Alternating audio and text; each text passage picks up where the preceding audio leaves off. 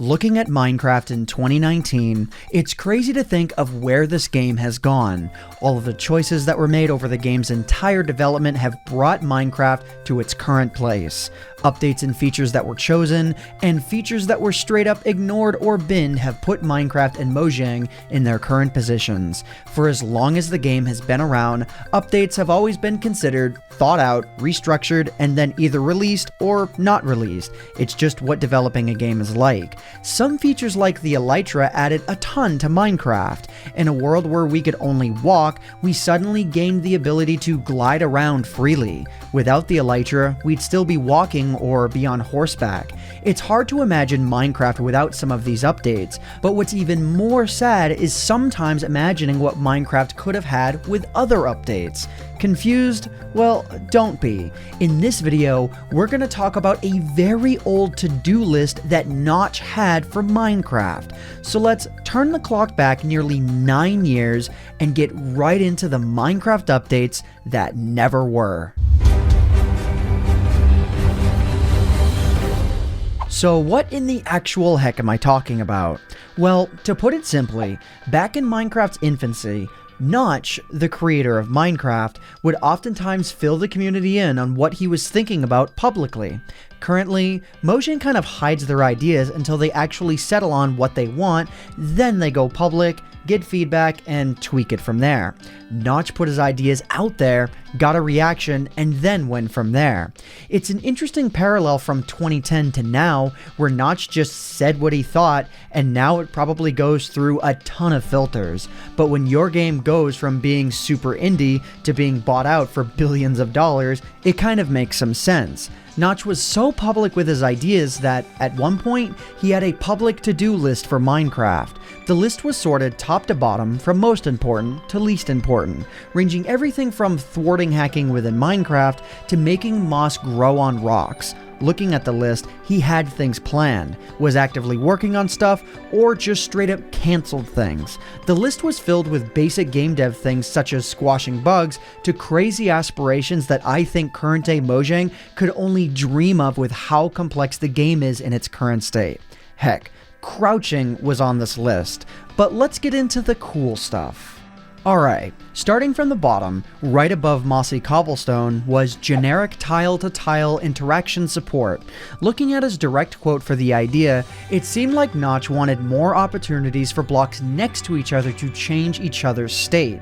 Lava plus water, you get stone. Water plus crops, watered crops. Pretty basic stuff. In the old days of Minecraft, you could even mix lava with redstone to get obsidian. It seems like he had even more ideas though, seeing as the first item listed that doesn't appear in game is lava plus sand making glass. Now, seeing a random full-on glass block under lava or beside lava probably sounds super weird, and when looking at it in game it really doesn't look good, but that's not to say the idea was totally useless though. Using that example, who's to say that in modern Minecraft, this couldn't be explored by making a sand block that has glass shards in it, similar to how ores work now. When you break the block, you'll get shards of glass that, when you put together in a furnace or something like that, can make a full block or pane of glass. Looking at Minecraft now, it's not inherently a terrible thought to add more tile-to-tile integration. The game could actually probably use it. Another thing that works differently than what Notch originally wanted is dyes. On his to-do list, Notch's exact description for his thoughts were mix water and different ingredients to make dye, apply dye to cloth to color it, or to signs to write text. While Java Edition is pretty far off from this description, Bedrock Edition is actually surprisingly close, where dyes are used in cauldrons in comparison to being used as an item in the inventory. It's shocking that this hasn't translated over to the Java Edition yet, especially with some of the new crafting updates that have been coming to Minecraft as of recently. The fact that specific dyes can be mixed together to grab specific shades of color on armor and things of that nature is amazing. The opportunities that it brings to the table is really cool. If we could get that type of customization into nitty-gritty things like wool and clay and things like that, our Minecraft world would be so much more lively. Now, here's a weird one. On Notch's to-do list, he had the idea for a dungeon mode for Minecraft. In his direct quote, he says it's the same as survival mode, except you can't craft or modify the world. It's used to play missions on pre-made maps. Now, reading that gave me a few thoughts. One, it's basically adventure mode, and two, did he mean pre-made maps by himself or by other players? I mean, presumably, the feature would be available to everybody, but specifically calling it dungeon mode made me feel like there was probably more to it. The exact wording was, used to play missions on pre-made maps. Did he want to try out a dungeon crawler mode in Minecraft? Seeing as how Minecraft works by spawning massive, randomly generated structures together like with abandoned mineshafts, it's not crazy to think that Notch may have wanted to create a bunch of random rooms for players to go through that would randomly generate and connect in a specific place. If it was just another word for adventure mode, then so be it, but maybe Mojang dug up some old files for games like Minecraft Dungeons. No way to know for sure. Something that Notch took a lot of pride in was Minecraft's ability to be played multiplayer, and thus he had some ideas for items with that exact thing in mind. One idea was a land claim flag.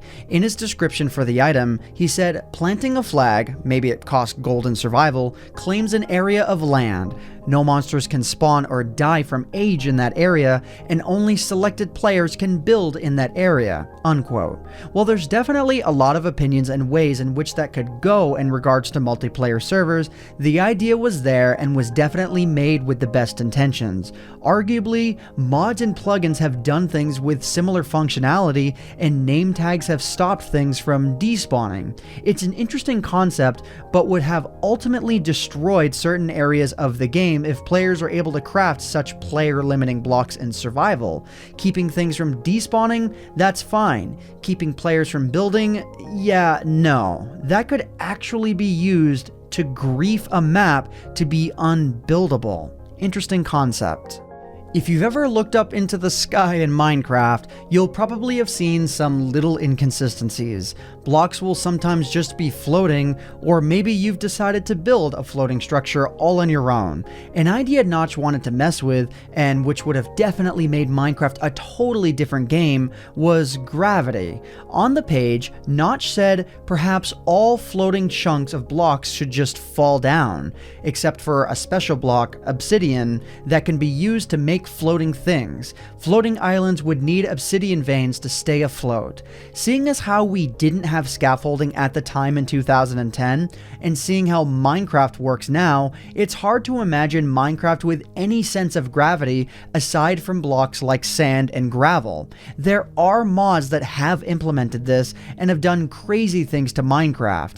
It definitely makes for a different playing experience, but one that would have arguably hindered Minecraft's core gameplay if you were going for a super creative route or wanted to build anything in the sky. If I'm being honest, I'm kind of glad this one did not ever make it into Minecraft. And finally, probably the craziest, coolest, and most shocking idea that hasn't been implemented yet is seasons. On Notch's list, little is shared with us. It was planned for survival mode, and he was wanting it before the first beta release of the game. But man, just thinking about it makes you wonder. The different textures during the different seasons, how it would affect different biomes, how you would have to combat it. There's just a ton of missed opportunities here. Seeing where Minecraft was in the alpha days in comparison to now is like looking in a funhouse mirror. Sure, they're similar to the real thing, but they're also just so different too. Minecraft back then would have been arguably easier to code seasons for, as the world only really had one or two distinct biomes, whereas now we have tons of different biomes. I don't know how crazy well it'd work in Minecraft nowadays, but I do have some ideas that I'll talk about in a video coming out shortly, so stay tuned for that. But what do you think? Which features would you have liked to have seen implemented? Do you think that Mojang should just go ahead with any of these ideas anyways? Let me know in the comment section down below. But other than that, that just about does it for me for now. If you guys enjoyed this video, please consider leaving a like on it, because it would really help out myself and Michael McChill, who co-wrote and edited this video, the channel, and the video quite a lot. But anyways guys, I hope you all enjoyed. My name is AntVenom, and I bid you all farewell. Thanks so much for watching.